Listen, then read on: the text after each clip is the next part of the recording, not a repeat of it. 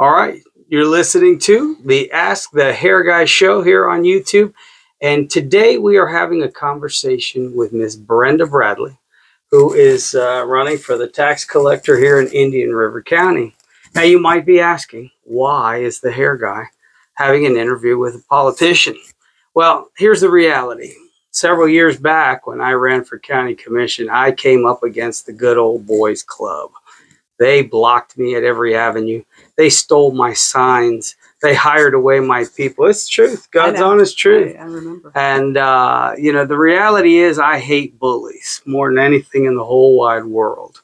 And so when I found out that several of the debates that Miss Brenda was going to go to that I was excited to attend were suddenly canceled, or she wasn't given a voice in forums that we should have had a voice. I thought, you know what?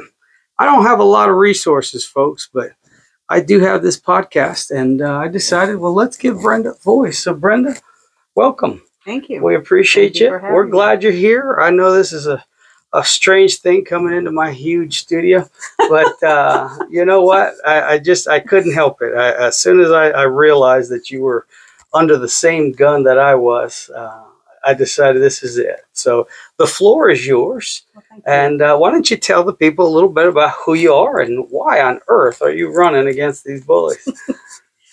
Well, thank you for having me. And I am running for tax office because I did work there. But about me, I grew up here. Well, now hold on. You didn't just work there. Yeah. Okay. I mean, as far as I remember, now I could be wrong. These are my words, not hers. But when the existing gal was running off with Jeb Bush trying to get a position nationally, you ran the show. For like years. I was the chief of staff for the last 5 years there. I did work 14 years in the tax office. I was hired by Charlie Semler in 2002 and worked 7 years for him and 7 years for the current establishment. And I'm originally from Kentucky. I'll go back to my beginning. My family moved down here when I was 10, and we never left. I graduated from Vero Beach High School, and I'm all about the community. I've always been about giving back, and my career background, 22 years banker, internal audit and operations. The highest position held was a regional officer for a bank from Daytona to Vero Beach to Sebring. I had that district, and I've been in banking 22 years, internal audit operations, and then left that sector and went into government, and Charlie Semler had a position available for bankruptcy and collections supervisor, and I went for the interview, got the job, and never looked back. And I excelled from the time I walked through the door. Actually, when I left in 2016, next position would have been tax collector. And I can tell you, I'm not a politician. I know that about you. I am a servant's heart gal, but I never had a desire to run for any elected office. That's not who I am. I would have been happy being chief of staff forever. I love the job. I love the diversity of the job, and being able to make a difference and cut through red tape when just normal people wouldn't do it. They'd send them out the door, and I'd say, wait a minute, let's see what we can do to fix this. But when I left knowing that change needed to be made in that office. And I took a year off and decided that I could do this. I talked with family, and I said, I've got the backbone. My motto is alligator hide, Jesus inside, Teflon coating. And I knew I was up against a political entrenched machine. And it is. And it is. It really is. And, that proved that in 2020, what my family went through, what I went through when I ran. And I didn't talk about all of it. People don't care. But, the ones that know the truth and knew what happened during that campaign, it was criminal, some of the stuff that went on. And it's sad. And I won't say that the incumbent did it directly, but, we need to be civil in these elections. We need to bring civility back to our community and the divisiveness that the hyperpartisanship has created. It's unfortunate, but it's time that we put people that want to serve this community with no hidden agenda, no reservations of any other thing or any handouts or favors to be paid back later. It's time that we put public servants back in office. So I did run in 2020. I was humbled. I received almost 13,000 votes. I raised over $21,000 or $22,000, and I earned every bit of it. And I just want to touch on something real quick because you kind of went over it and it kind of brought something to my mind. You know, you're not a politician. No. And I love that you have a heart to serve the community. You know, I'm going to pick on a couple people that I support politically. You know, Joe Ehrman was one of the fellas that I was running against way back when. And Joe, you know I love you.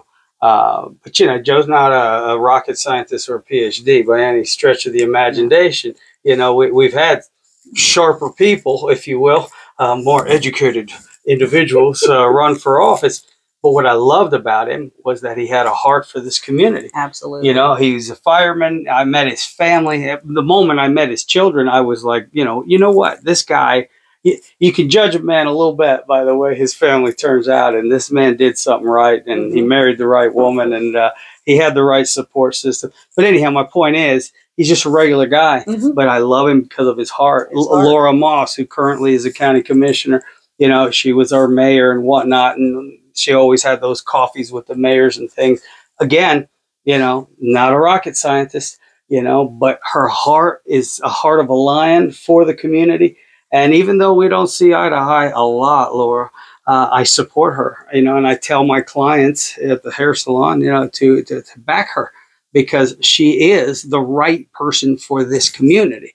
You know, you don't have to be a billionaire with a PhD to be in office. You have to have the right heart, you know, and I think you can look at what's going on with the three corners to know that that's how that rolls. But anyhow, and I feel the same way about Brenda. You know, Brenda is a beautiful human being, and I don't even know what your background is educationally or whatnot, but I know your heart, and your heart is beautiful, and I love the way you fight. And quite frankly, I think you're crazy for running.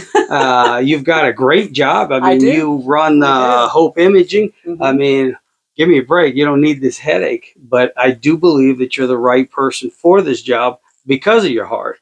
And so I just wanted to get that out there for my viewers. You know, this is personal for me because I live here. This is where I raise my kids. This is where I run my business. So anyhow, continue.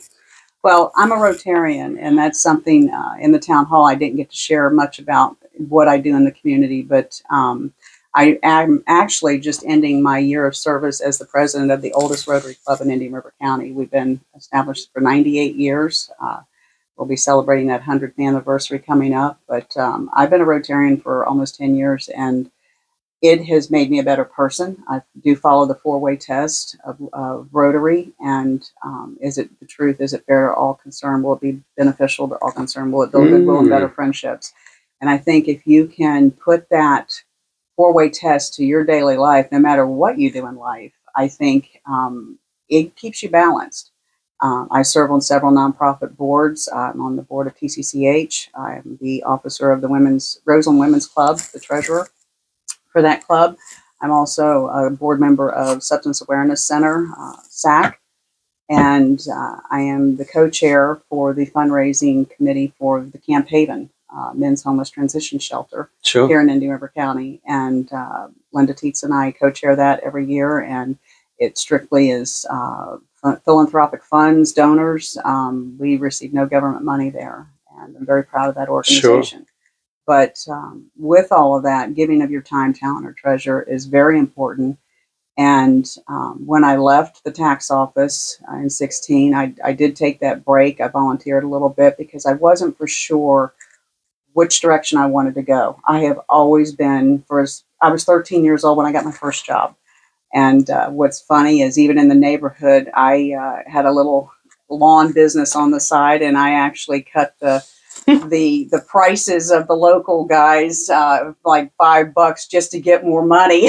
And I did a better job. So, and that was when I was 12, 13 years old. So I've always believed in hard work. My mother, the apple fell right underneath the tree with that. So I'm all about a good work ethic. So with that said, the director at the time at Hope Imaging was on a board that I served on. And when I left the tax office and decided to get back in the community in some capacity, I'd made my mind up to run, and reached out to him and I said, listen, I'm not looking for a career. I'm not looking for a high salary. I just need to keep the brain engaged. You know, anything I can do. I'm overqualified for what you need there, but as long as I can come and go for my campaign, I will make sure that you're served well. And that was in 2018 and 2022 of June. He had some personal things going on, took an immediate leave of absence. And if I would have left, unfortunately, the owner, Dr. Cooper, would have lost the practice because there was no one there that could have taken over immediately. He could have found someone, I'm sure, down the road, but at that time, it was very tight. So had a brief discussion, and I said, you know, I'll step in, but know that I am running again. And I had already filed at that point for the, yes, I had filed for the 2020. So fast forward from June of 22. I'm exhausted just listening. But. I'm sorry. June of 22, I did take over just to keep the boat afloat and going in the right direction. And then January of 23, I was offered the executive administrator position for Hope. And it was because of my professional background. It was because of my experience in operations, administration, management, finances. It was one pack that benefited the office. And Sure. We went from 13 employees. We now have 36. We were at 1.4 million, I believe, and we're up to 3.6 million. And we just are forging forward. We're getting ready to extend hours. And it's a great company, a lot of great staff. I tell all the staff, run it like you own it. You know, Sure. At the end of the year, you will make the difference. And that's the hardest thing, getting people to take ownership. Yeah. But when you compensate them where you can afford to do so, you cannot pay someone $12 or $13 an hour and expect them to come through the door and be happy, knowing the busyness of the office and knowing that the patient care is there, but they need to be compensated. Granted, they'll never be millionaires working there, but if they can live comfortably to where they don't have to have that second job and they can put food on their table and have their children in daycare, that's what it's all See, about. and this is another thing that interests me about you. You know, did you have to spend hundreds of thousands of dollars on a study to figure that out? You know, I tell you, when it comes to politicians and politics and government, it boggles my mind. I was on the Trees and Beautification Committee one time. And it was like, seriously? Like, we need a study for this? I'm a businessman. Let's just do it. You know, it's obvious. You know, Some things are obvious. I hate the way they waste money in a lot of these offices, which is one of the things that you address in some of your talks about this. Absolutely. And it's something, if you're really a good manager and you're observant, you know what you can afford and what you can't. I mean, you have your budgets and all of that, but it's just common sense spending and where you can cut here to benefit here. Sure. That's management. You don't need. That's why they hire you. Exactly. So I just feel that the staff that we've hired, and it's interesting because I was never in the medical field, and as much as I love being at Hope, my drive and desire is to serve at a larger capacity in the community. Sure. I will always have an appreciation for Hope, and I am succession planning now for the position to take over when I step out. But I will never completely be away from Hope. I feel like that's something that I birthed, and I want to see it succeed. And the individual that would be taking over for me, I have a lot more to teach her. So I will always be a phone call away, and I'll pop in and say hello and be a part of the month-end little parties that we have. So it'll be nice. But I just feel that in that industry, you have to be conscious of who you serve. And that should go with any industry that you work in. Which I think is a perfect segue into the tax collector position. And so that as the tax collector, not only is the customer coming through the front door your customer, your employees are your customer. Sure. And you have to treat both of them fairly. Because when you treat your employees fairly, they're going to want to do better for you. They're going to happily put that smile on their face to serve that customer. But you have to be fair. And there's a lot of unfairness going on in that office right now. And until I did the public records requests on the things that I'll be discussing, and for the record, because of what I signed when I left, I will only talk about the facts of that office. I will not give any opinions or any slanderous comments or statements. I don't need to do that. The facts will speak for themselves. And it was amazing when I had my town hall. I was very nervous, and you can tell in the video, but there were two individuals that came in that I knew were very supportive of the incumbent, and I didn't know their purpose for being there. I was very elated after the fact, after the meeting. They came up and really congratulated me and said they have a change of heart and that they will be supporting me. They had no idea. I think anybody who hears the information, that you're talking about, I know I, for one, as Joe Citizen, I mean, I hate this appointment thing. Mm-hmm. I mean, I have one day off a week that they're open. I hate that they're closed at my lunchtime. I can't stand, it's been said in past years, gosh, as long as I can go get my little yellow sticker, through the drive-through, who cares what goes on in there? But I hate the waste, because I don't know about y'all, but I work hard, pay taxes, and my gosh, don't be wasting my money. And so I think you got a lot of stuff. So get into some nitty-gritty here. Let's talk. All right, let's talk. Nitty-gritty. Why is Brenda Bradley sitting here in my chair? Okay. Well, I can tell you, one of the things that was very surprising to me was the budget. Operating budget in 2021 was $1.1 million. 2024, it's $1.4 million. That's an increase of $290,000. But personnel budget in 2021 was $3.8 million, and in 2024, it's $5.3 million. Okay, that's your money. That's 1.481405 million, folks, to be exact. It's all public record. But why the increase? It's one thing if your growth is happening.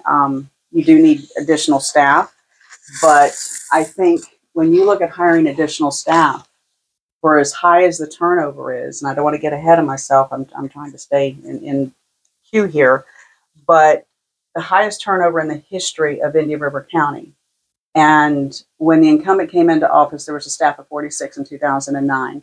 In 2016, when I left office, I was employee number 61 that left that office. Okay, left, not number 61. 61 people who have left. From 2009 to 2016. Fast forward that to 2020, the number was up to 105. Right there, just the benchmark alone. And it takes about $8,000 to train an employee from the time they walk through the door, because you have to consider the trainer that takes away from her time to doing other services. So you have to calculate a lot into that, and that's where we came up with the average number for each employee. But you're looking at $1.4 million just in employee turnover.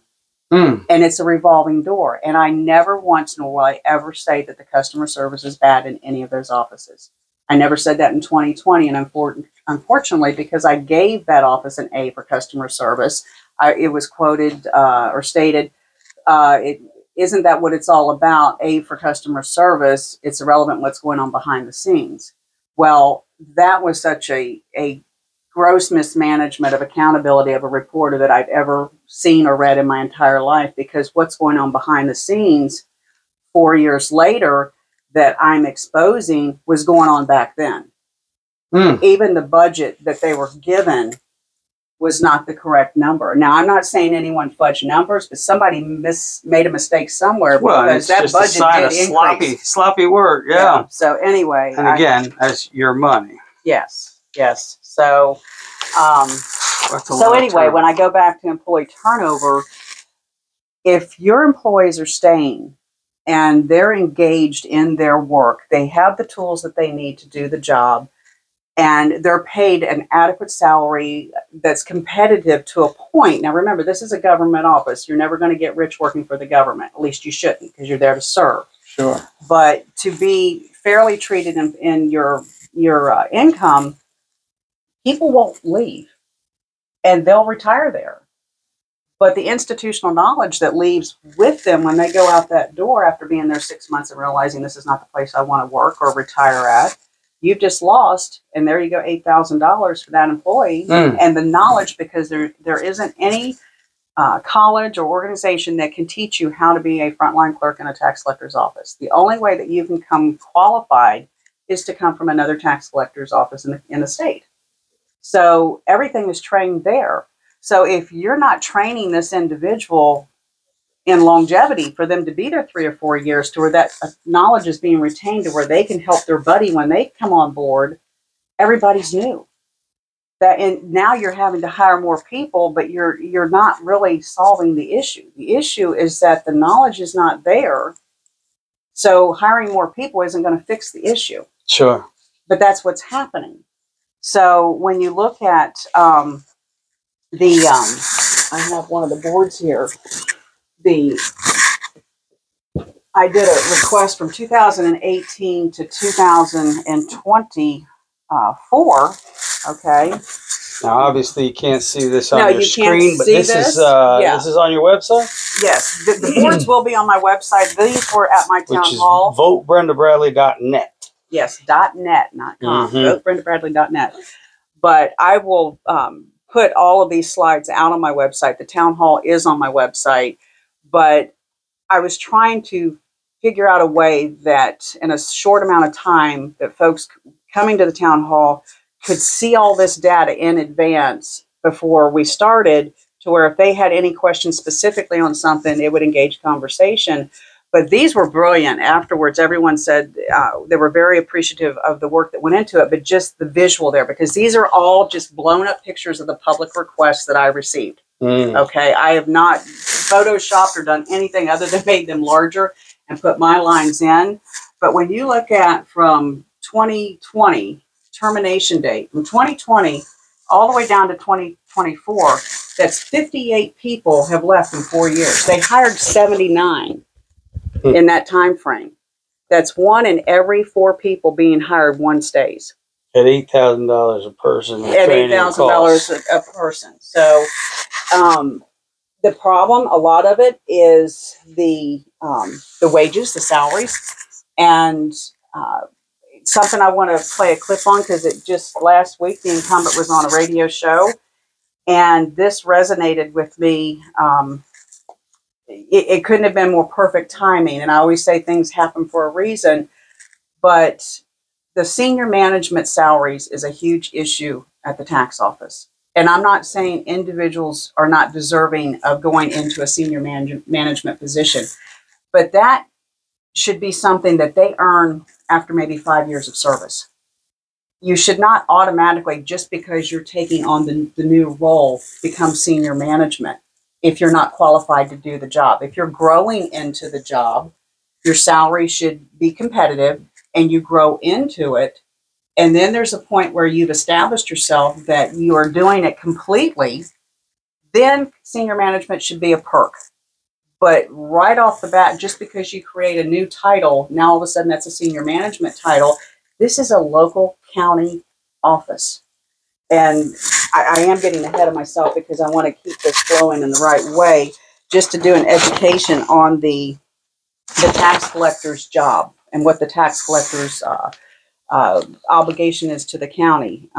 It is an administrative office. It is solely independent of any office in this county as far as the county commission, or they do not report locally. And that was set up by the Constitution. And it's correct the way it's set up. Both the property appraiser and the tax collector are autonomous with the county. So the only individual that can address any issues in either of those offices, now, again, I said in the town hall, I say it here, there is nothing with the property appraiser office I have an issue with. That is not my... That's Wes Davis. That's Wesley. He's doing a great job. We love you, Wesley. Wes. Go, Wesley.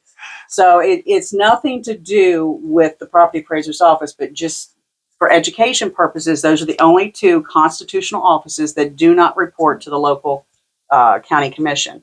The governor is the only one that can address any issues with that elected official, whether they remove them from office, they step down for office, or replace from office, die in office.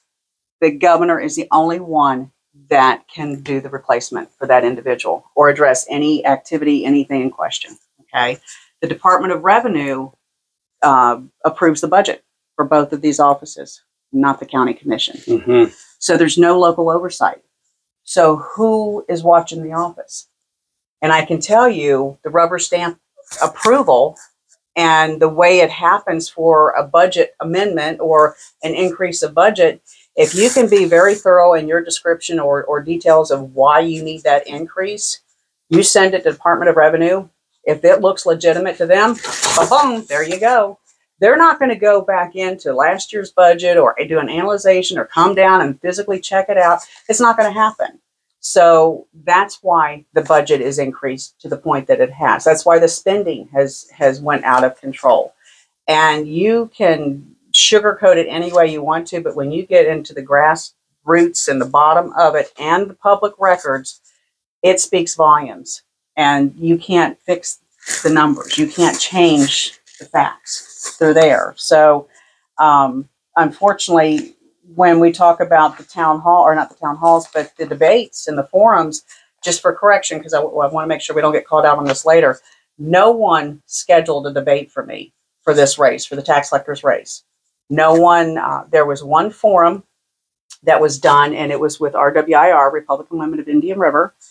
And not only did they have the tax collector's race, they had the sheriff's race there and school district, school board race. So there were several different candidates, and you had 5 minutes to talk about why you're the best candidate. Sure. Nobody wants to hear why you're the best candidate because everybody's sick of everybody telling you why they're the best. And when they get there, they don't do what they're supposed to do. 9 times out of 10, they're going to tell you everything. As a politician, they're going to say all the right things. It's rehearsed. And I don't discredit anyone running for office, but you're on your best behavior then, and you're telling the folks what they want to hear.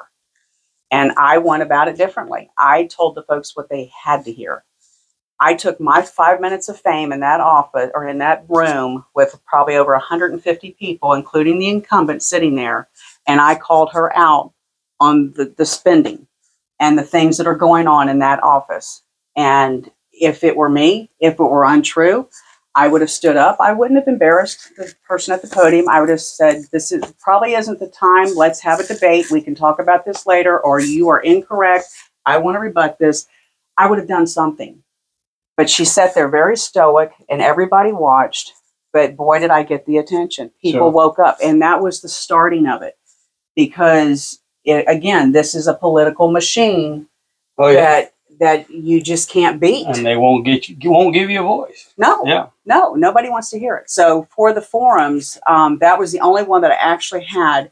I assumed that the Taxpayers Association was going to have a forum or debate, as they've done with all of the constitutionals, except the tax collector. They've done it with the school board races. They've done it with the county commission. And they just held the big debate, or the big forum, for the sheriff's office. So I reached out to the president of the Taxpayers Association and wanted to know, when was that going to be done? To my surprise and shock, I was told that they did not have the time, that they were planning other events, and that they had already had enough political things, and that they needed to get on to more important business. But there just wasn't enough time on the calendar. Now, what upset me with that, and I could have understood that. I am a member of the Taxpayers Association, and I still attend these meetings every month, even though I was shunned. But they had one meeting where they had 2 of the constitutionals that were running unopposed take that time for that lunch and talk about their offices. And there was no opposition. That could have been a perfect window for a forum for the tax race. Oh, yeah. So no, they don't want you to do it. This sounds like an inside job. Well, and I will tell you that what I learned from that was wanting to know who decided it. And he stated that the board had decided that they voted on it, and that there would not be a forum for the tax collector's race. So Who's on the board? Oh, so I did my homework. Had to know. Had to know.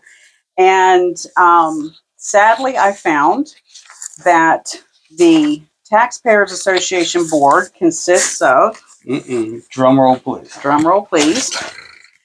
The tax collector's employee, who is the finance director at the tax collector's office. Okay. He's on the board. He is also the treasurer of the Taxpayers Association, the political watchdog. So you've got your treasurer of the political watchdog as the finance director of the office that the watchdog's supposed to be watching. No contradiction. Okay. Okay. You have the tax collector, the incumbent's daughter-in-law, is on the board. It seems normal. Okay. Seems logical. And you have the close friend of the tax collector, who's also on the board of the 501c3 that the tax collector created, that's running out of the tax collector's office. Nothing against... Running out of the tax collector, out of my taxpayer office. You got it. So nice. And it gets even better because the tax collector's office also allows the political watchdog, the Taxpayers Association, is allowed to use the tax collector's P.O. box for their mail. Huh.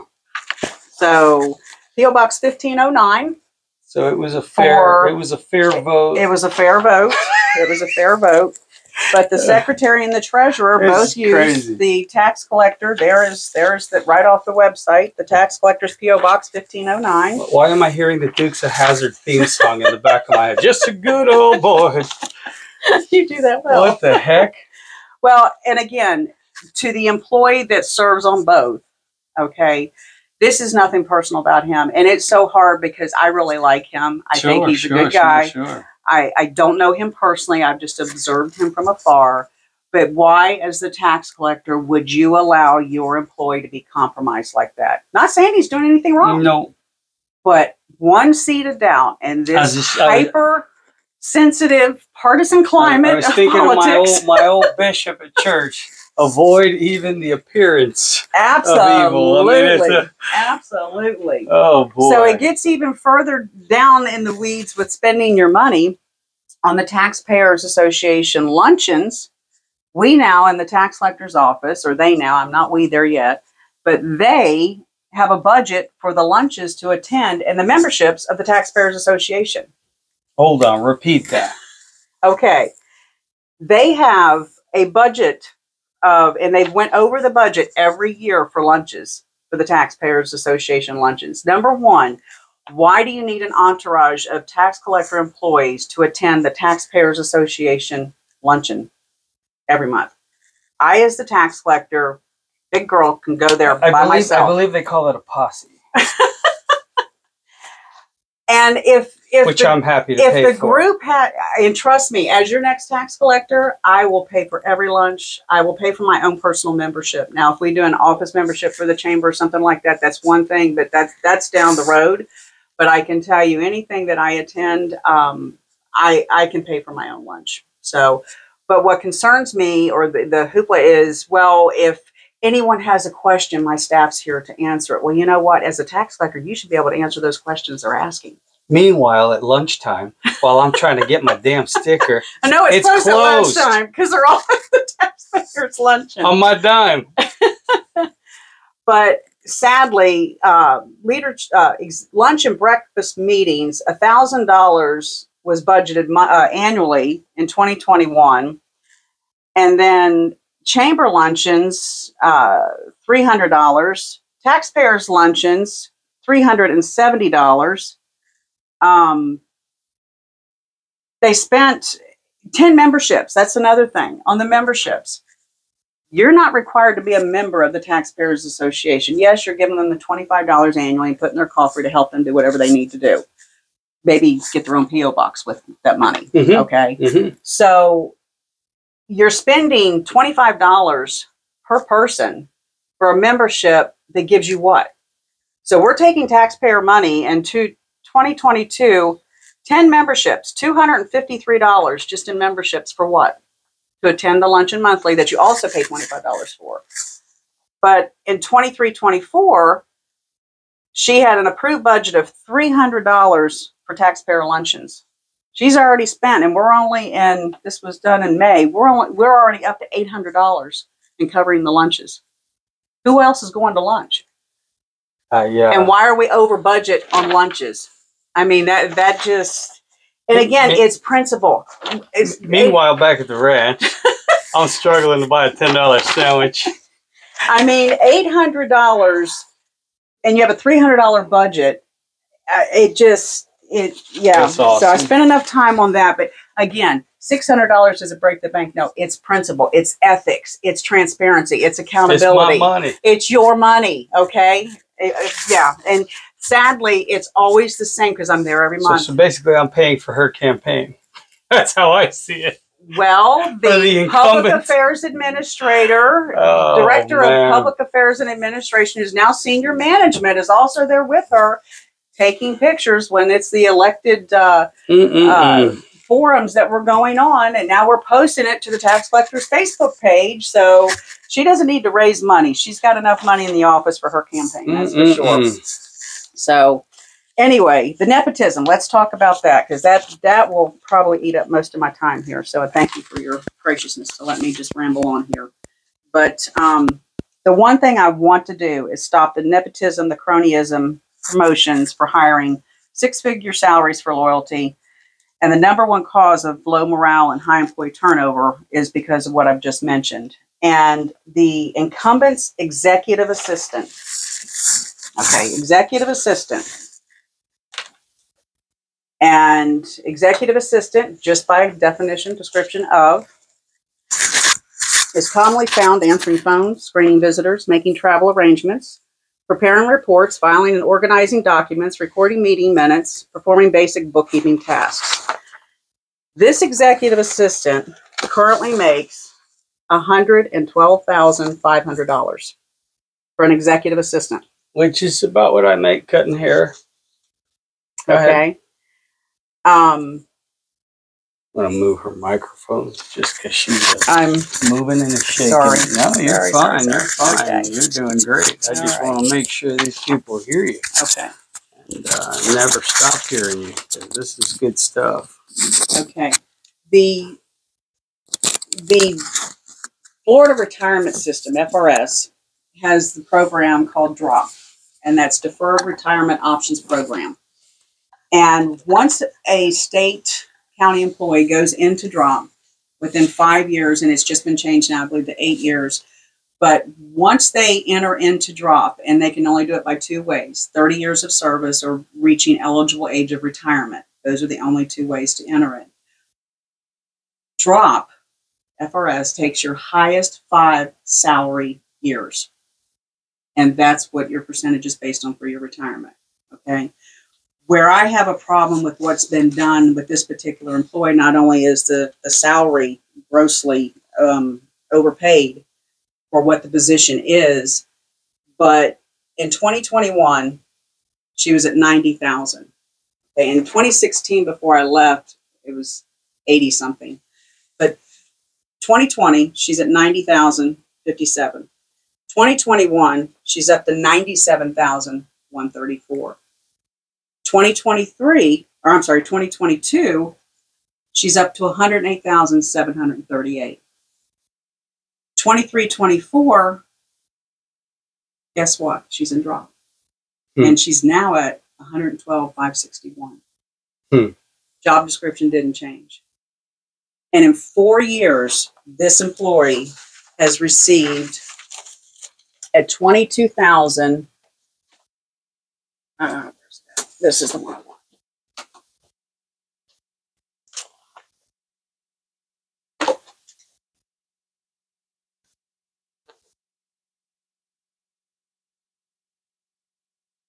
She's received since 2019. She has received $65,514 in increases, and in the last 4 years, she's received $22,504, and that's an average of $5,626 annually for the executive assistant. And sadly, she's making more than the IT. And as I referenced the IT department, the IT director, that's the heartbeat of that office. IT goes down, you're dead in the water. 3 positions in that office should be number one, high priority for knowledge, ability to take over at all capacity. But your number one spot is your IT person, because without the IT, there's no computers, there's nothing.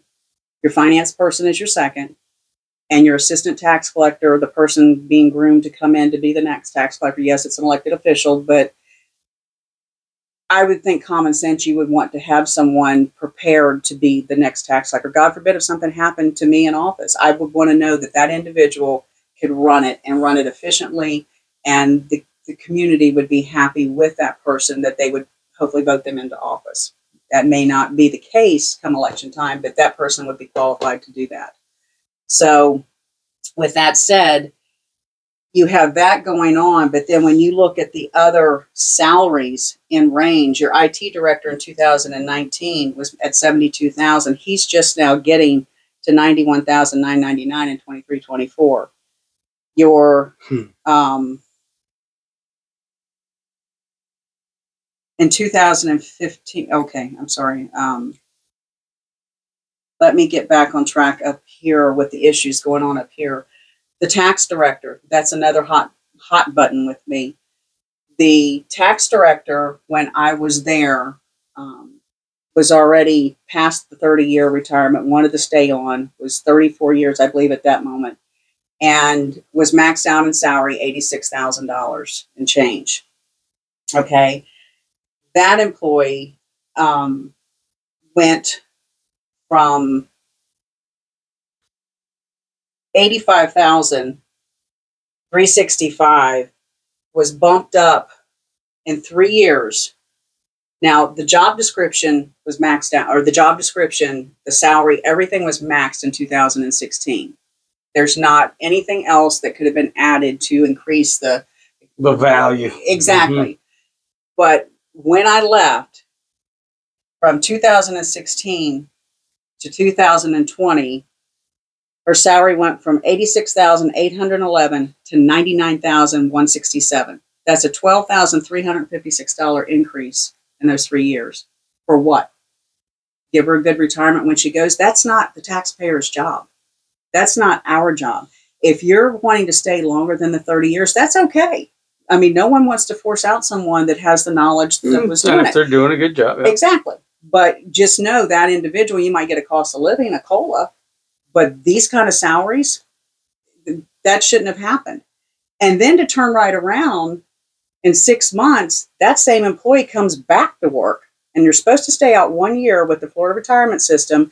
I'm not saying anything was illegal. There was a loophole somewhere on how this was done, but she was back in the office, but she was under a different, brand new made up title at a salaried level position. For what?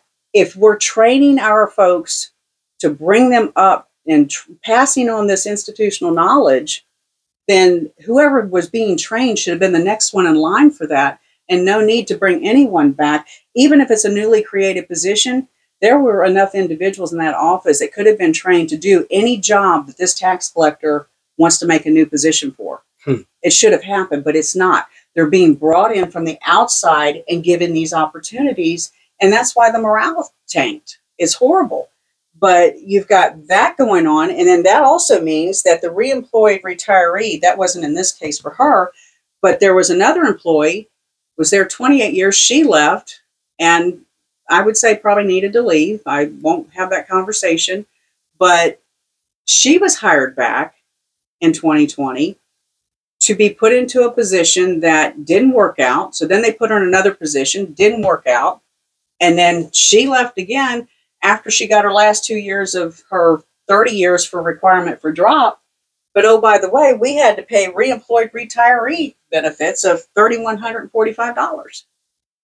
We shouldn't be doing this. We're not in the business for retirement perks and bonuses and all that stuff to help those along the way that should be earning it just like everybody else. Sure. So, and one of my biggest frustrations with that whole finance director situation was there was an individual in the office that had the knowledge, more than qualified than the tax director herself. And I work there. I know this. So I will say this for the record, could have done the job with her eyes closed. She was that thorough, very dependable, great work ethic, should have been promoted. It should have been a no-brainer. What did we do? No, we didn't hire her or promote her for that position. We now have a facilities and purchasing specialist that was hired. And he started in 2018. And this other individual I'm speaking of had over 20 years of experience there. Could have done the job easily. Remember, it's an administrative office.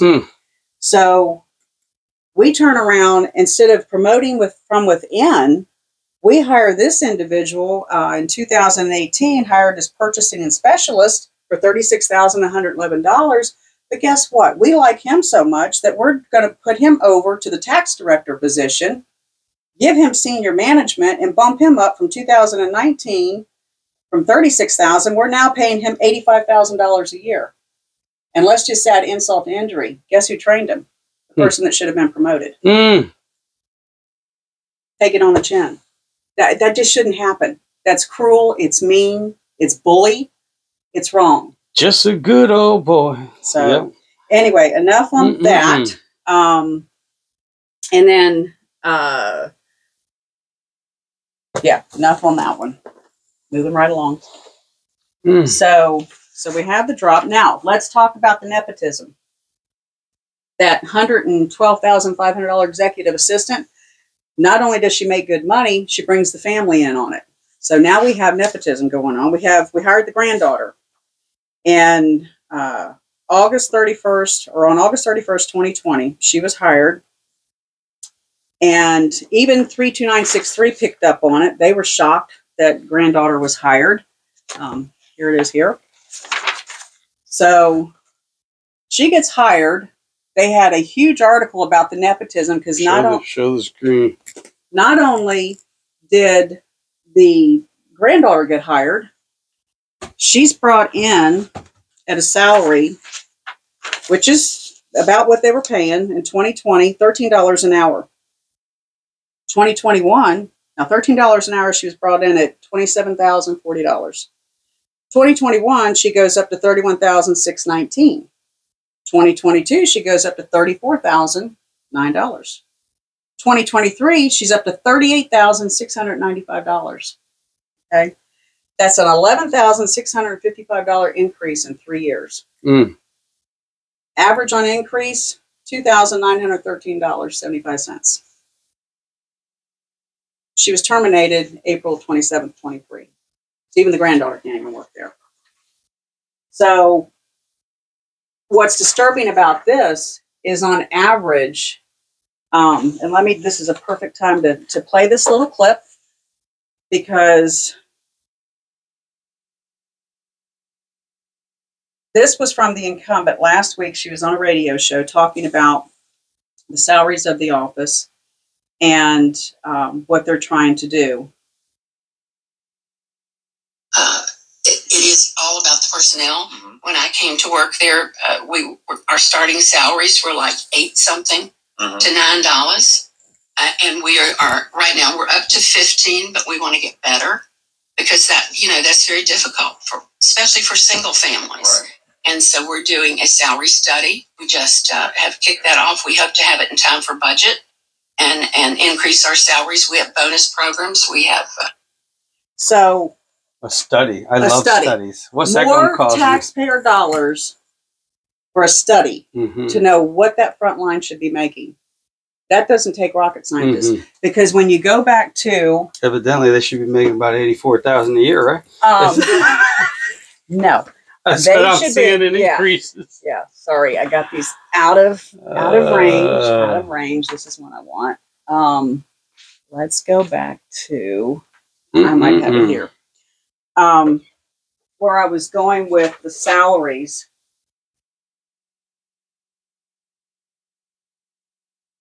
$15 an hour. Now remember, this individual came in 2020 at $13 an hour.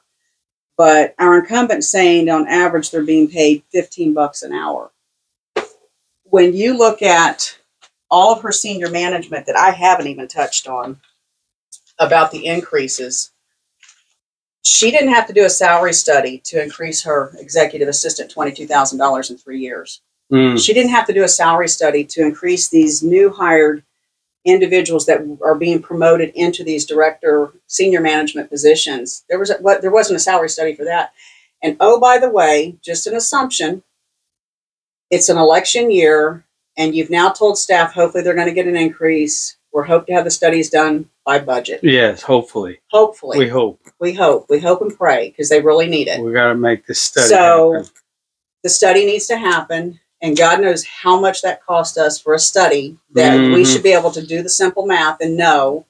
And the one thing going back to Hope that I did, and it's worked really well, is you don't need a huge layer of management. There are 3 managers, three top people in that office. Everybody else, whether you're a scheduler or a tech, Everybody knows they're all equal. And it works beautifully. There's no drama, there's no arrogance or entitlement or any of that. And I'm not saying we don't need layers in the tax office, but the amount of layers that we have in that office. Well, and half of it sounds made up to me. I mean, you've got the beach office branch manager making more than the main office branch manager. And the beach office might have 8 customers a week. And you've got the main office and the west office. It doesn't make sense. And it's an inept leadership and management of monies for what's going on. So then not only did we have to... because they're too comfortable spending my money. Well, too comfortable. So you have the granddaughter. That's one piece of the nepotism. And then you have, let's go to advertising. Why are we advertising the tax collector's office? Why are we... Oh, no. As a person who moved here, 18, 19 years ago, why am I making my check out to a human being and not the tax collector of Indian River County? This is like free advertising. I'll touch on that in a second. But I can tell you the advertising for that office, for a county office, you have a website, you have a Facebook page, PSAs that are free. If you have to make any important announcements, they get out there. But that's the Bob Seuss show. I like that one. But in 2020, she was paying $24,000 a year for advertising, and it was going to a local publisher here. And then 2024, she's now paying $29,000 to Evergreen Media and $1,000 for them to manage the Facebook social media also. But Evergreen Media is owned by the executive assistant's daughter. Dun, dun, dun, dun. And the plot thickens. But my question is, were there any RFPs done? Request for proposal? Did anybody else in media in this town have an opportunity to put their bid in for this job? If it was needed? Sure. It's not needed. But anyway, I'm still waiting on RFP stuff. Kind of slow at the office over there to get me what I need for my Public Records Act. You mean you're asking for stuff that you're entitled to as a citizen? Exactly. And we can't get it. No. Interesting. Since June 1st. So Interesting. I'm still waiting. But anyway, so we have definitely wasteful funds on, and again, this is all public record, SunBiz, Department of State. It's just follow the money, follow the names, and they all come back to that. So we also increased our budget, and that was something I did find on some of the public records requests that I did receive, that in the last 4 years, every year, not only did you get your budget approved for everything, and this is something is just prudent and just good, responsible management, is forecasting. What could I possibly need next year? And let's get into the weeds of how much does it cost? Is it worth it? Can I explain this to taxpayers? Is it something that will benefit the office, will benefit the community? But that's what your budget's for. So you get all that stuff down, you send it up, DR does their rubber stamp, and they send it back, budget approved, you're good to go. But oh, by the way, no, now after the budget's approved, oh, well, this came up, or I went to a convention or a meeting, and I saw this, I want this, I want that. We couldn't wait till the next year. We've had to do a budget amendment. In the last 4 years, there's been budget amendments every year. There's no need for that. We don't have anything that we can't live without for 12 months. We can make it happen. We can sell it to the community so it's a better buy-in. We can get community feedback and ask, we want to do this, but do you think this would serve you better? Take a poll on it. That way, it's less complaining when it happens because you had an opportunity for buy-in. Sure. Or come up with a very good reason why, as much as I would like to have this really, did you think about this? And the queuing system is one of the perfect examples. But going back to the nepotism part of it, we did a budget increase, and now we've increased for 23-24 to create another salaried senior or I don't know if it's senior management, salary level management position for a quality assurance manager. Okay, sounds like something It would be the job description of the tax collector, making sure that, everything's good to go in all of your offices. But we did an increase of $54,080 to create this new position. And again, you have employees in that office that probably, depending on the description of what was needed, could probably have stepped into that or learned it or whatever. But we didn't do that. We hired an individual that's also a board of director of the 501c3 being run out of the office, also who gave a $20,000 donation to the 501c3 being ran out of the office, and is also a millionaire. And on CNBC, How I Made My Millions. Okay. And it's no disrespect to him. I do know this individual, don't know him personally, but this has nothing to do with him at all. This is something the tax collector's office, again, accountability, transparency, ethics, integrity. I mean, why put a seed of doubt? And he may be my money. He may be a brilliant person for what she wants done, but is it necessary in an county administrative office? It just doesn't make any sense. So we've created even more expense, $54,000, for this individual now to come in, and apparently is going to all the offices, is standing behind staff and watching what they're doing. I've heard good feedback, bad feedback, and a total annoyance of, why couldn't we have gotten a raise? Why did that have to happen? So, it's all about them, and I get it. So I totally get it.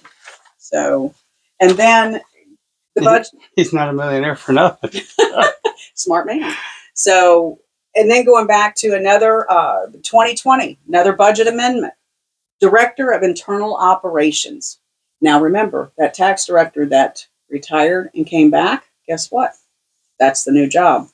And $84,000. Currently it was $87,500, but I understand that it was slotted for $109,000, but she has since left. So don't know why she left, but she came and gone. So she probably needed to pay off the house so she can get that retirement benefit in. Well, the 22-23 budget amendment increase, salaries, $156,000 for a budget amendment. Forecasting, thinking ahead. Did we really need to do that with all the employees we have in the office? Did we really need to create more positions and do more of that? So the employee retention is number one with me, and it's about stopping the revolving door of employees leaving. And it's never been about bad customer service, as I said earlier. But the one thing that folks need to really pay attention to is these newbies have your confidential information. This isn't a fear conversation. I'm not putting that statement out there just, to raise the blood pressure. But you want people that get hired in the tax office to be there in 10 years. Because the more knowledgeable they become of the state, of the system, of the do's and the don'ts, they're less likely to make crucial mistakes that could affect you. So it's just something to think about, because they're handling your confidential information. So you don't want that revolving door. You want these folks to settle down, learn the job, and be there next year when you go in to see them. You still see the same faces. You don't see the same faces when you go in. The one thing that was very disturbing, I think, in the history of this county, this was the only tax collector to ever been sued for a discrimination lawsuit by an employee who left there and settled it out of court. What does that tell you? I mean, not only did you pay for the attorneys and all this, you paid for the settlement. Again, taxpayer money wasted. And if nothing was done wrong, I can tell you, next tax collector, I won't settle. There won't be a reason to settle, because we won't have a lawsuit. Because I will tell you, in the 15 years the incumbent has been in this office, she has never hired an HR professional.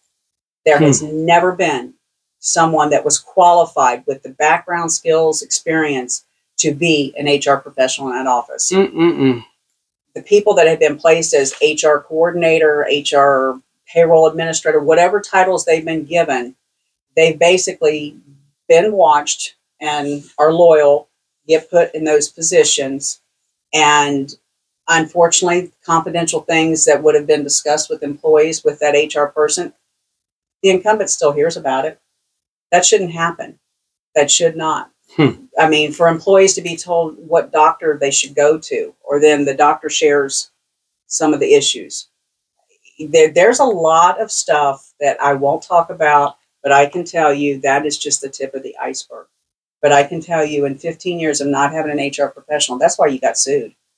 Because things that were happening and the continued unfairness, the racial, there was so much. And if it continues to happen, it's not if there's going to be another lawsuit, it's going to be when and how bad. But an HR professional, the current individual, another one that got hired back, and from what I understood, couldn't confirm it, didn't get the records, had her time away, bridged, her salary back, her time off back. I mean, you can't do that. And from what I'm understanding, it happened. I can't prove that, but that's what I understood that it took place. And she's now the HR person. What's her background? It's not on the job training. That is the one particular position in any office that could make or break an organization. Not only does it protect the employee, it protects the employer. Sure. And it is a key role in that and holds office. everybody accountable. Absolutely. Yeah, absolutely. In real time. Yeah. In real time. So, and yeah, there's the lawsuit. It happened. And it got settled out of court for non-disclosure amount. And I'm sure it probably wasn't for a lot because of the way the individual probably got corralled. Just remember, small town. But to settle anything, it is an admission of guilt. So we talked about the salaries and the salary management, the salary positions in 2021, 307,000. And this is just senior management. And remember, I said there's 3 keys. That's all you really need for senior management. If senior management's even required, it's a great perk. And if you're qualified and you've got the years of experience and all that there, that's wonderful. But in 2021, there were 6, I believe, and then it went up to 8 in 2022, and then it's come down to 6. But senior management for what? Being the head of the tax department, finance department? I mean, does that really require that? But senior management in those 5, 6 positions, 307,000 in 21, 422,000 in 22, and 539,000 in 2023. That's increases. Inflation, 8% in 2022, and they got a 37.53% increase just in senior management. It's a hell of a COLA. I'm telling you. And sadly, when you look at a lead clerk, and this was one example of, she was hired in 2004. Back then, her salary was $33,587. In 2024, she's in drop now. Her salary is $52,223. In 16 years, she only got an $18,636 increase, and that's an average of $1,100 a year. Now, let's go back to the senior management executive assistant. In 4 years, she got $22,500 with an average of $5,600 a year. And staff know this. They don't know the salaries. And just so everyone knows, there's a law that was passed this past year that salaries can be discussed. And in all honesty, salaries should be discussed. And I will tell you that the budget in depth will be on the website. You're required by the Florida statutes to have the budget on the website, but it's a 1-page document that she has out there. And it's just, it's the fluff. That's all you see on the website. You don't get into the weeds. The weeds is where you need to be. But I can tell you the salaries will be posted because people need to know.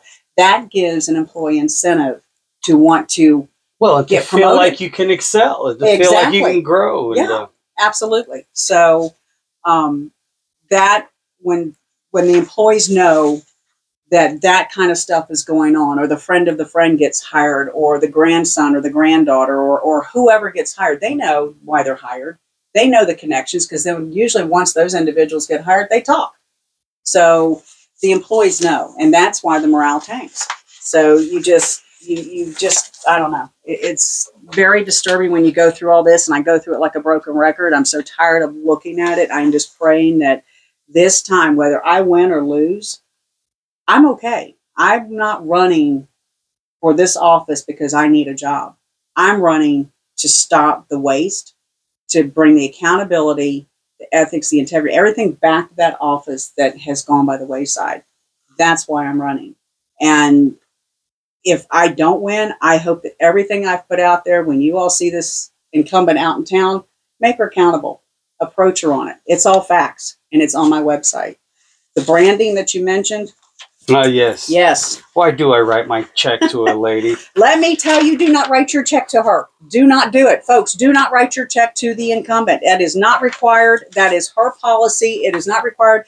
And I will guarantee Great marketing. I will tell. Oh, brilliant marketing. Just like everything that is out there. It's on one of those big boards, but it's out there. And everything that has a red circle on it has her name on it. Mm-hmm. Even the stenciling on the doors have her name on it. Okay. So you have that going on. Now, it's okay. She's in the office. It's her name. Big deal. But guess what? When I get elected, all of that stuff, day one, goes in the trash. $40,000. Cha-ching, cha-ching, cha-ching.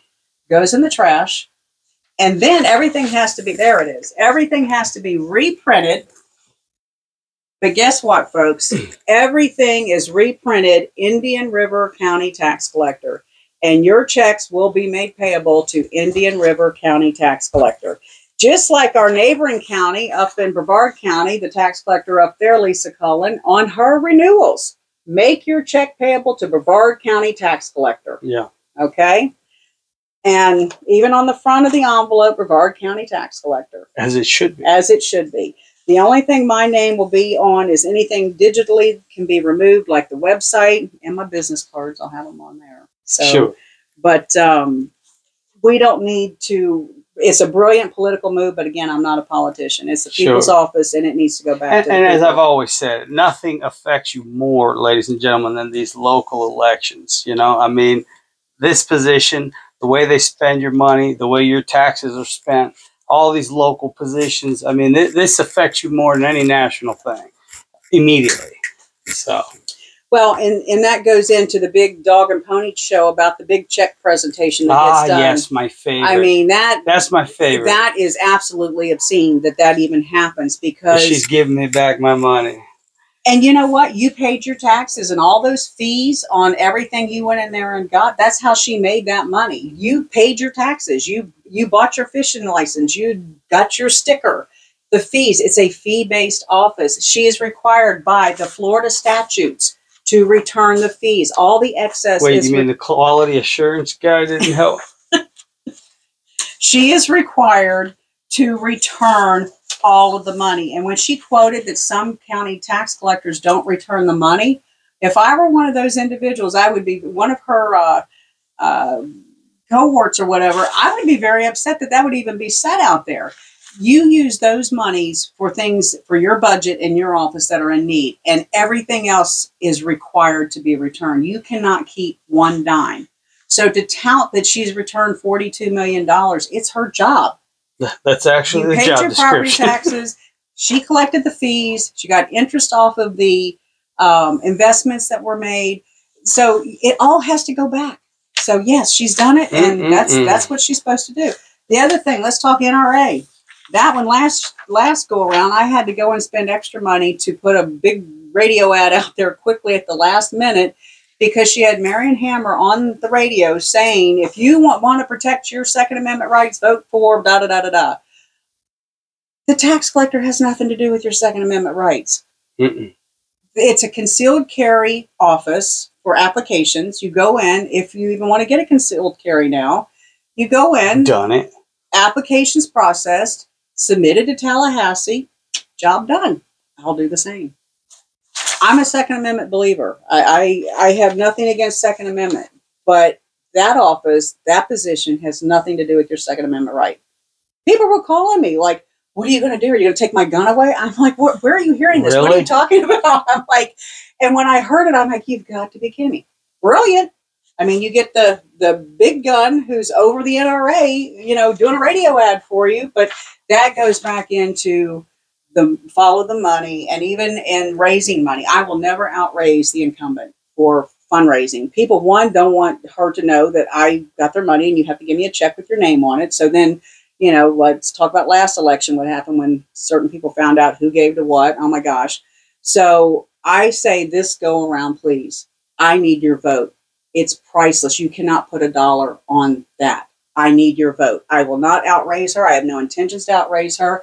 And a quarter of the money that she has raised has come from Tallahassee, third-party special interests, lobbyists, even the vendor of the software company, the taxware software that they use in the county office here. The vendor gave her $3,000 for her campaign. Now, nothing against the vendor. Why would she go there? The towing company in Orlando gave her money. Why would you go there? I would love to have legislation passed that if you're running a local county race, the money can only come from the county you're running in. Who has an interest in Indian River County if you don't live here? What are you paying for? So, yeah, well, yeah. What's motivating you to do so is also my question. Yes, absolutely. Okay. The other thing, did you know you're paying for Sirius Radio? I'm paying for Sirius Radio. You're paying for Wall Street Journal. I can't afford Sirius Radio.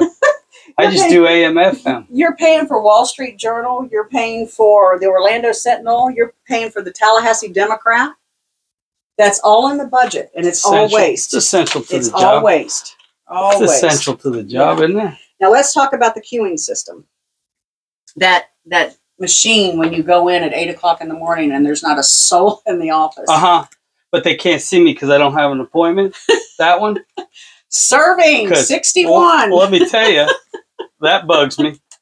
Well, you're paying annually $30,000 a year for that queuing system. That's the annual 20. What is it? 20. It was 3,600. Everywhere you see an arrow was more money to get this thing up and running. Okay. Was there an RFP done for it? Yes, of course. I'm sure. I'm sure there was. I'm waiting on those records. So, anyway, increase services due to queuing system annual subscription fee $27,925. Hey, but at least they're going to remodel the office. I mean, and we're now getting a $60,000 software program for the finance department. Sure. RFP done. Now let's talk about the queuing system, and I'll touch quickly on that. The queuing system has great qualities and features, but this is still Indian River County. We are not Miami yet. We're getting there. But if we have the offices opened, stagger the lunches to what? And have something open at my lunchtime? Go ahead, call. But according to her radio thing last week, they've served over 35,000 walk-in customers. Well, that's all well and good, but there's more to that story. There has to be. But my point is, open the offices. No appointments are required. Keep 2 stations at every office for those that want to make an appointment. Sure. Call and make the appointment. We'll get you scheduled, get you come in. And then if you don't show up, you don't have a clerk that's standing there waiting, they can take the next one in line. Sure. And hopefully, because I've been repeating this a lot, hopefully the incumbent has listened to several of my suggestions, because like I said, if I don't get elected, hopefully... Oh, I have a feeling she's listening now. I hope she is, because hopefully all this stuff that I'm giving good pointers to, if I were still there, we'd already been doing it. There's a lot of things we would have never done. But if we could just use common sense mentality to think about the customer, the most efficiency. I remember when we would get busy, everybody from the back, everyone was cross-trained in the office to do the basics, and that was serve the customer. If they walked through that door, if it was anything other than DMV, everyone in the back knew how to help that customer. And we would come up front when the lines would get long, and we would take those customers. We would take those payments. And there's nothing wrong with that. You're being efficient with the staff. And to have 73 now, I think, is what's budgeted for, but 57 left. I mean, we're past a triple turnover in 15 years. 15 years. I'm a strong proponent of term limits. 3 terms for me, that's 12 years. That's more than enough time to do the job, to fix the mess, to settle everything down, and have staff wanting to stay there and retire there.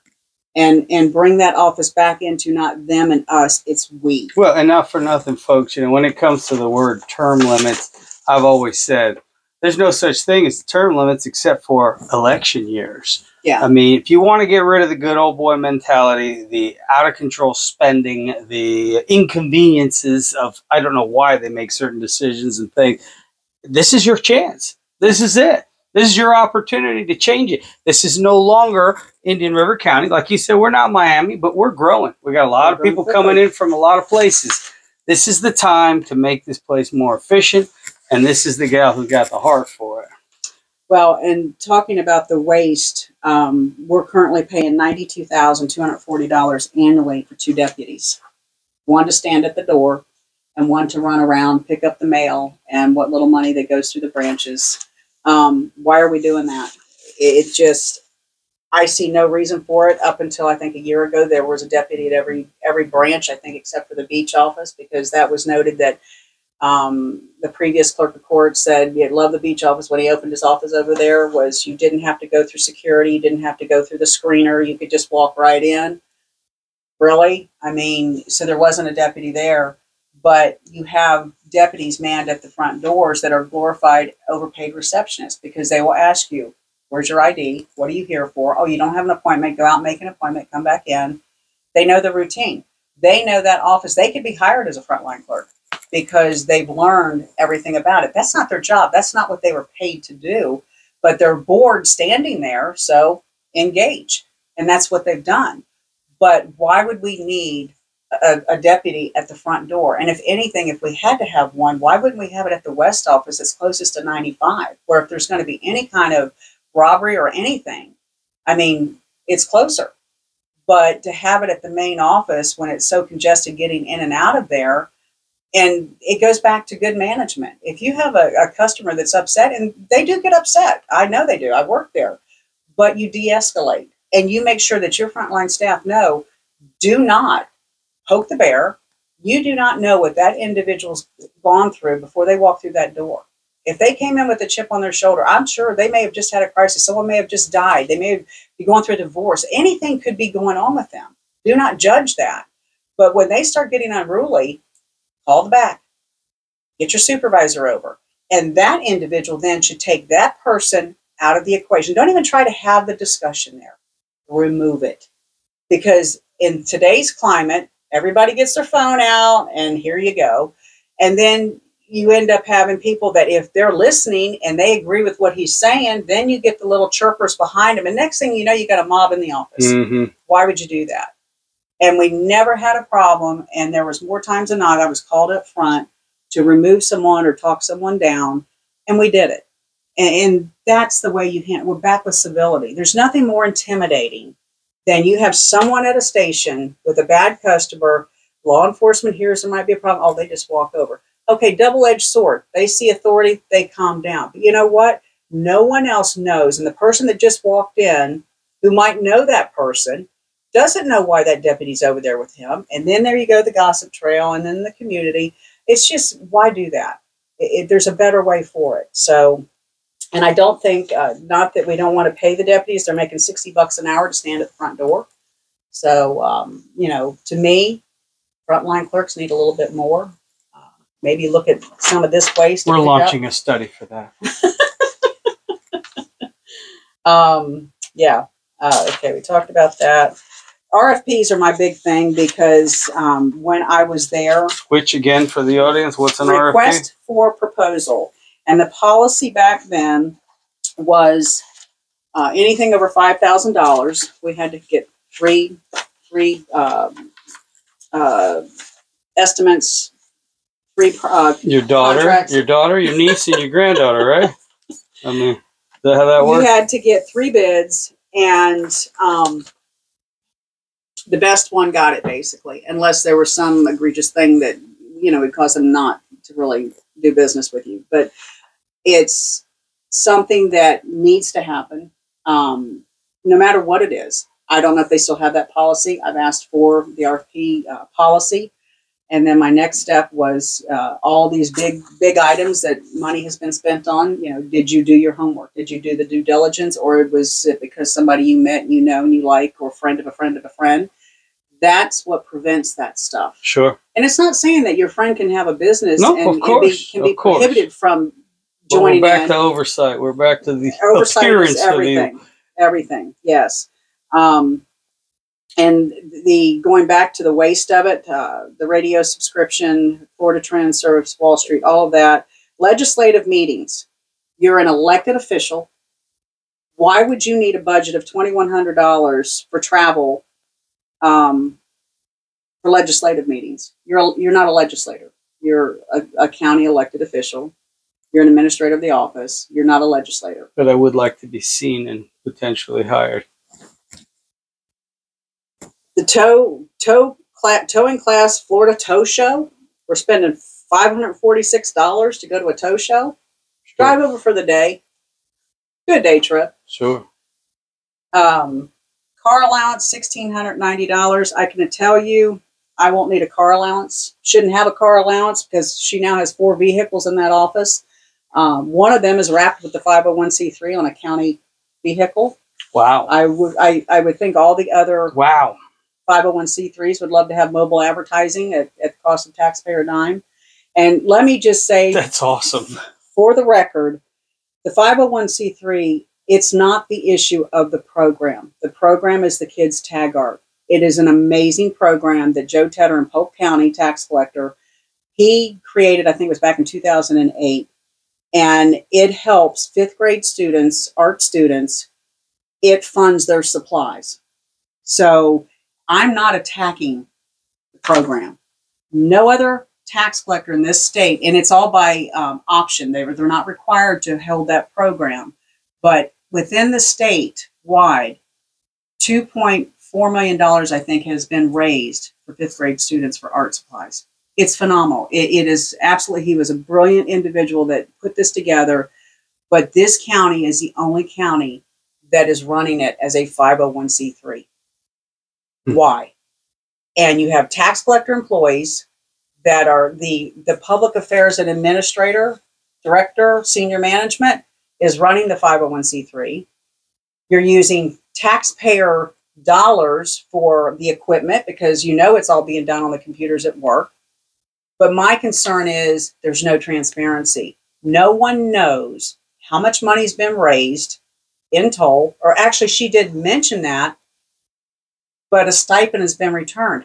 Give us the breakdown. Give us the transparency. I went on GuideStar and there's nothing. She's out there and she is the registered agent for that. Now, what happens when she leaves? I'm not going to continue on with the 501c3. I'll continue on with the program, but she's got to release that. Right now, she has the control of it.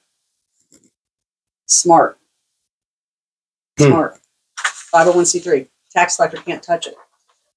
That needs to be delved into. And the fact that you have your friends and now an employee on the board of that 501c3, other elected officials on the board of the 501c3. Again, why put a seated out? Sure. Why wouldn't you have other individuals in the community? And there were some big sponsors that gave some money. And we've only given like $9,000 back to the schools. So remember that $20,000 check? And it takes money to do the awards and all that. I get it. But transparency. You want to run this, you make it transparent so there's no seed of doubt. Because everyone is furious over that. That they cannot believe that the tax collector's office, an elected office, would create a 501c3. And even to the point of wanting to brand it when it happened. I happened to be serving on the board that she wanted the inaugural big money to come from. And when she couched it, it was after I left, when she presented it, it had Kids Tag Art, a program by. The letters of the name were bigger than Kids Tag Art. And we agreed as a board, if her name's on it, we'll have nothing to do with it. If you change the name, we'll do it. We didn't know it was going to be a 501c3, but that's what it ended up to be. And then when you look at why would a 501c3 organization be given to another 501c3? You don't do that. Because 501c3 donors are fussy about their money. They want to pick where their money goes. Of course. And you just don't do that. So I'm almost done. Lastly, I just have 2 more things. The beach office, the wonderful, glorious beach office. Beach office, is there a need? Is there a need for a beach office? I don't know. You think? I don't live over there. No. I live on the other side of the tracks. There's nothing against an annex office if it's efficient and productive. Okay. My frustration with this whole beach office was. Here's my question: what's it costing me? How many people are coming through? Okay, I mean, that'd be my business. Well, let me just tell you, ironically, it was an election year of 2020, and the election was held August of 2020. But oh, by the way, we had to rush to get this office open in June of 2020. Okay, we rushed so much that we didn't even have fiber optics and couldn't even issue a driver's license out of that office. But we got it open 2020. The clerk of court and the property appraiser joined team over there. So it was going to be the 3 of them, the 3 offices together to do what she offered was hunting and fishing, motor services, property taxes, and local business. Okay. That's what was going to be offered in that office. No driver's license, no driver test. So it wasn't even a full service office. Okay. The salary, or not the salary, but the rent started out in 2021, $36,126 annually. Okay. Even Commissioner Solari, 32963, there's another big board there somewhere, says gross waste management of taxpayer dollars. He lives on the island. Many of my friends that live on the island said, why do we need an office over here? We've got to go to Publix anyway. We're across the bridge. Why do we need an office over here? So then, not only did we open this office, and it's a tiny little office. When you look at the pink building on that board here, that's the building that it's in, and there's the office over on that side. Okay, so you're paying $36,000 a year for that. And then you have so much in 2021. Now, she just opened in 2020. She had to do a budget amendment for $12,000 more, $12,500 more to knock out a wall. Now, why are we doing cosmetic for a building that our taxpayer dollars doesn't even own? Okay. Same thing's going on at the West office. Yes, I know. Third knockout. I was just there with my kids. Third knockout. Okay. But in 2024, now remember, our rent in 2020 was $36,000. In 2024, our rent's now $52,197.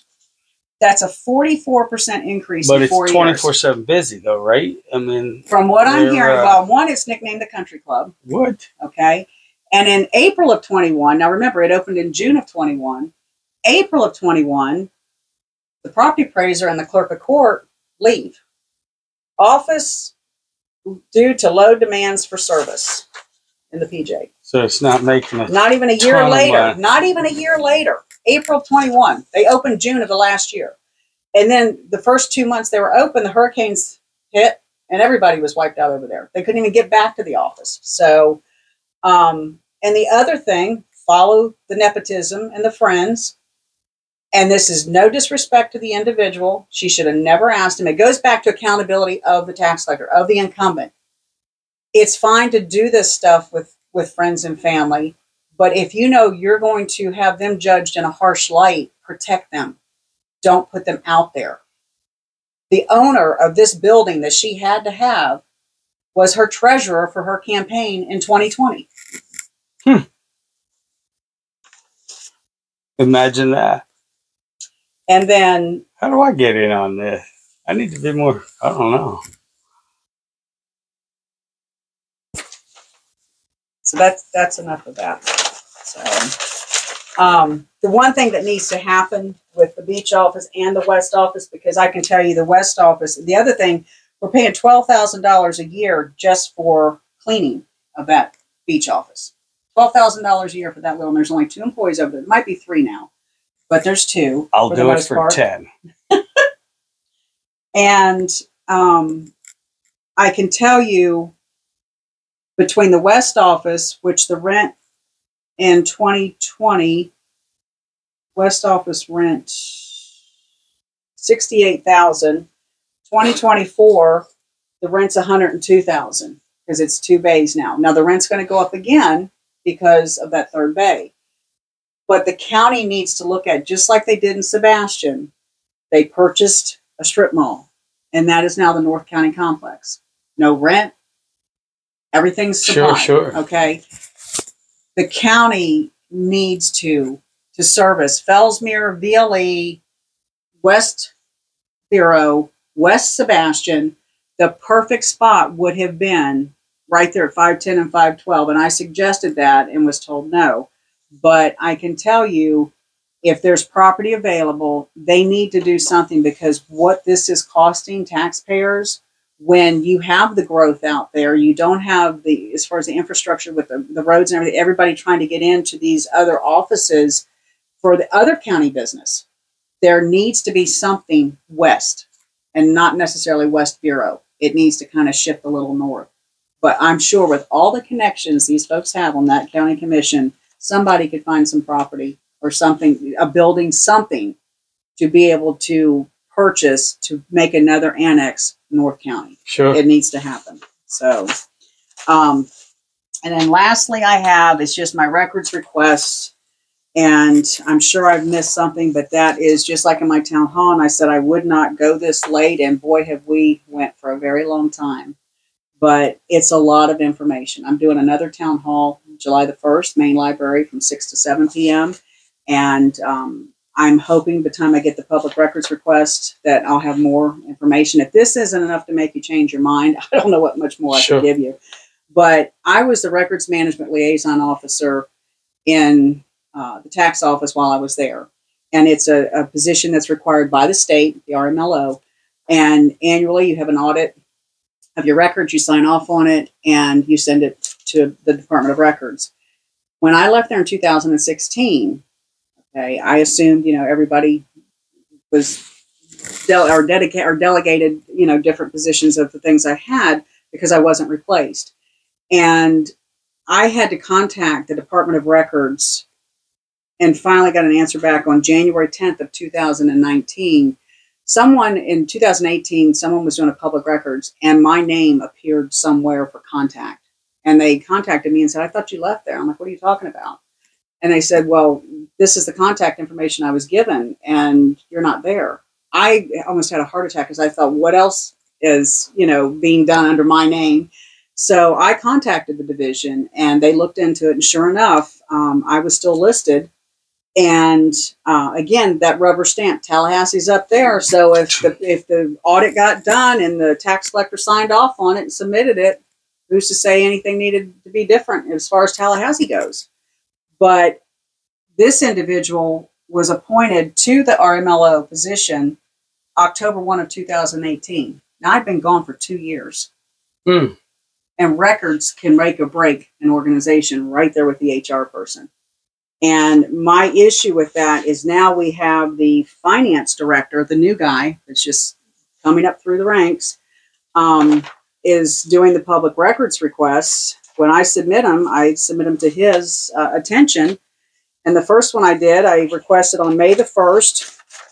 And on May the 10th, I inquired again, because doing the record requests, I know everything is scanned in. Everything's electronic these days. And if I requested it electronically, it's just a matter of downloading it. There's nothing confidential that I requested. Everything I have requested is public record. So there's no redacting process. There's nothing of any sensitivity that needed to be removed. And it took, on May the 10th, I inquired about the records from May the 1st, and he said, apologies for the delay. We've been incredibly busy. Hope to have it to you by Monday. And that was from the Beachside office. No, I'm just kidding. May 17th, I just had 2 little simple records requests. And May 28th, I was still waiting. May 29th, he responded, apologies for the delay. We've been incredibly busy. Yeah. Okay. And the office is on completely open. So, and then June 1st, I requested, And what is disturbing, I requested on June 1st and have received nothing. I asked on Thursday of last week. I sent an email saying that just wanted an update where the records were. I submitted to you. And let me guess. Apologies. For the We've delay. been real busy. We've been incredibly busy. Nothing to see here, people. Nothing to see here. And then I said, please let me know if I can expect by the end of the week. This was back on June the 12th when I inquired on the one from June the 1st. By June 14th, which should have allowed more than ample time, 2 weeks, for this information that should have been readily available for your system to provide. And then I requested again, and it's been crickets. But what he did provide to me in the beginning was what I was more disturbed about, is the way they were submitted to me. They're submitted to me in Excel spreadsheets, which is unprotected data. Unprotected data. Okay. Now, I'm not saying that on their end they had everything secure and that I couldn't fudge and it would screw up their system in their office. But the fact, if I was a rogue candidate out to do this incumbent in, to have this information and to be able to manipulate it, and I made an example, I think it might be on the board, but it doesn't matter. I actually gave the example. No, it's in big red. Here it is, right here. I downloaded the spreadsheet, but I could go in and change numbers. I added this $1 million. I put bad on there. Now, I could change any one of these and save it and have a field day with this. And it would take them forever to figure out, you know, why is that the data that was given different than what we have in our office. Now, anybody could do something like that, but the fact that it just came so freely to me, and documents have never been issued. But with your background in cybersecurity, you were able, no, it was just an open spreadsheet. No, budgets are supposed to come exactly the way they're supposed to come. PDF, or not budgets, public records, PDFs, unless it's you're looking for like tax certificate information. That's totally different. But the sensitivity of what I was asking for, although it's public records, this is the way I should have received it. PDF, I can't do anything with it but read it. That's what should have happened. Now, again, I go back to this individual. It's not slamming him. He should have not been put over that responsibility if he didn't have the knowledge how to do it properly. Don't set that individual up for embarrassment and failure. I see an opportunity for another quality assurance digital file guy, $84,000 a year. Apply. Yeah, and then here, along with those 4 years of budgets, each year I wanted how many budget amendments. Every year there's been a budget amendment. So again, all of my stuff is public records. It's all there. No ad lib to it. It's strictly, I'm staying to the facts, ma'am, nothing but the facts. Sure. I just want to make a change, want to make a difference. I need the votes. I need support. My website has it all on there. It's going to be decided August 20th. It is an open primary. Every party affiliation, Democrat, MPA, Republican, everybody gets to vote. And that's in August. In August 20th. And you got to come out. You got to. It's a David and Goliath situation. I know this was a long freaking video. Oh my God! Lots of information. I'm sure you fast forwarded through the parts you didn't care about. But at the end of the day, you know, Goliath has an open checkbook with your tax money, and the things they're doing, the morale, the way they're spending your money, the positions they're creating, the nepotism. I mean, all of it. This is a good old boys club that I despise. This is bullying to the umpteenth degree. All this woman's trying to do is make things right, make things lean, and try to do the right thing by our county. It's up to y'all, and it's August 20th. August 20th. You got to get out. You got to vote. You want to make a change. You want to see this little town evolve in the right direction. This is your gal, Brenda Bradley. VoteBrendaBradley.net. VoteBrendaBradley.net. You need to know Brenda. You need to. You need to. I love the sun, by the way. Thank you. Anyhow, y'all, this is the end of the video. Thank you so much. Again, most of this information, if you really want to dive in, brendabradley.net, and it'll be available for you. And Brenda, I want to thank you for coming out and talking to us and setting the record straight. Yeah. You're watching the Ask the Hair Guy podcast, and we appreciate you tuning in. We'll see you next time.